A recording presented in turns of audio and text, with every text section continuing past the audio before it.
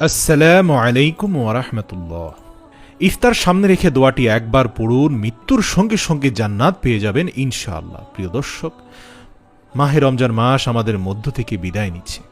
মহাগ্রন্থ আল কোরআন নাজিলের মাস। এই মাস পেয়ে যে গুনাহগাতা ক্ষমা করাতে পারল না, নিজের দোয়া আল্লাহ তাআলার কাছে কবুল করাতে পারল না, সে অভাগা দুর্ভাগা।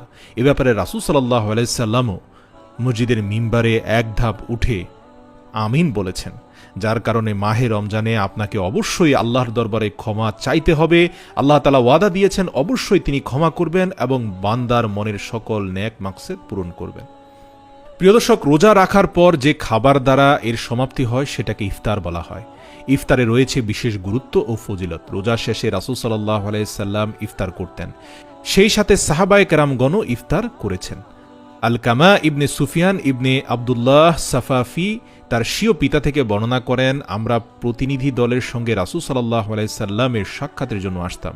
তিনি আমাদের জন্য ইবনে মুগিরার ঘরে দুইটি তাঁবু টানিয়ে দিতেন। বেলাল রাদিয়াল্লাহু তাআলা আনহু আমাদের কাছে ইফতার নিয়ে আসতেন। আমরা জিজ্ঞাসা করতাম, বেলাল, রাসূল সাল্লাল্লাহু আলাইহি সাল্লাম ইফতার করেছেন? তখন বেলাল রাদিয়াল্লাহু তাআলা আনহু বলতেন, হ্যাঁ, আমি তোমাদের কাছে রাসূল সাল্লাল্লাহু আলাইহি সাল্লাম এর ইফতার করার পর এগুলো নিয়ে এসেছি এবং আমরাও খেয়ে এসেছি। সারাদিন রোজা রাখার পর রোজাদারের জন্য ইফতারের মুহূর্তটা পরম আনন্দের। হযরত আবু হুরায়রা রাদিয়াল্লাহু তাআলা আনহু থেকে বর্ণিত, নবী করিম সাল্লাল্লাহু আলাইহি সাল্লাম বলেছেন, রোজাদারের জন্য দুটি আনন্দ, একটি হচ্ছে ইফতারের সময় যখন সে ইফতারটা করে, আরেকটি হচ্ছে যখন সে প্রভুর সাথে সাক্ষাৎ করবে। তিরমিজি 766।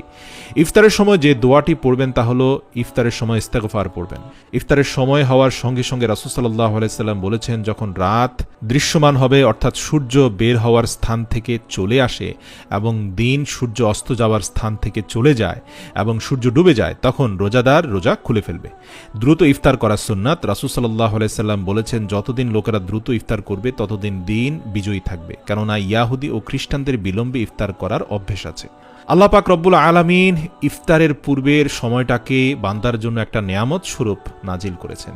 ইফতারের পূর্বে সাইয়্যিদুল ইস্তিগফারটা পড়ে নেন। আল্লাহুম্মা আনতা রাব্বি লা ইলাহা ইল্লা আনতা খালাকতানি ওয়া আনা আবদুকা ওয়া আনা আলা আহদিকা ওয়া ওয়া'দিকা মাস্তাতা'তু আউযু বিকা মিন শাররি মা সানাতু আবু লাকা বিনি'মাতি আলাইয়া ওয়া আবু লাকা বিযামবি ফাগফিরলি ফাইন্নাহু লা ইয়াগফিরুয যুনুবা ইল্লা আনতা।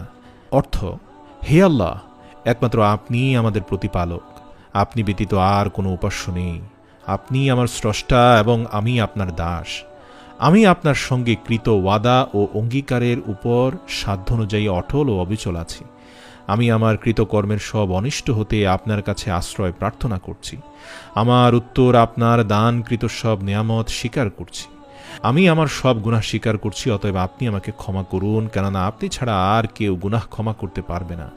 প্রিয় দর্শক, ক্ষমা প্রার্থনার শ্রেষ্ঠ দোয়া সাইয়্যিদুল ইস্তিগফার। দুনিয়া ও পরকালে কল্যাণের জন্য মানুষ আল্লাহ তাআলার নিকট ক্ষমা প্রার্থনা করে, আর প্রত্যেক ইবাদত বান্দেগীর পর তার আলিশান দরবারে ক্ষমা প্রার্থনা করা আমাদের একান্ত কর্তব্য। কারণ আল্লাহ তাআলার শান ও মান অনুযায়ী ইবাদত করার শক্তি ও সামর্থ্য আমাদের নেই। আবার ইবাদতের যে হক আদায় করা আমাদের কর্তব্য, তা পালনেও আমাদের গাফলতি রয়েছে। তাছাড়া দৈনন্দিন জীবনে আমরা যেভাবে ইচ্ছায় অনিচ্ছায় কথা, কাজ ও ইবাদত বন্দেগীতে ভুল